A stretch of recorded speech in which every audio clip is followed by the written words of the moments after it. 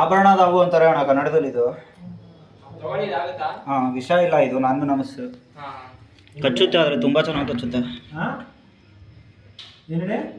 ಕಚ್ಚುತ್ತೆ, ವಿಷ ಇಲ್ಲ ಆದರೆ ತುಂಬ ಚೆನ್ನಾಗಿ ಕಚ್ಚುತ್ತೆ. ಹ್ಞೂ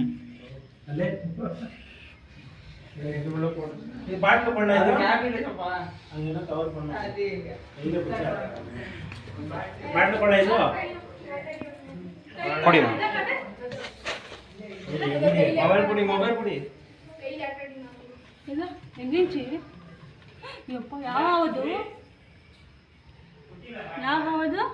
ಆಭರಣದ ಹಾವು ಅಂತಾರೆ ಇದು.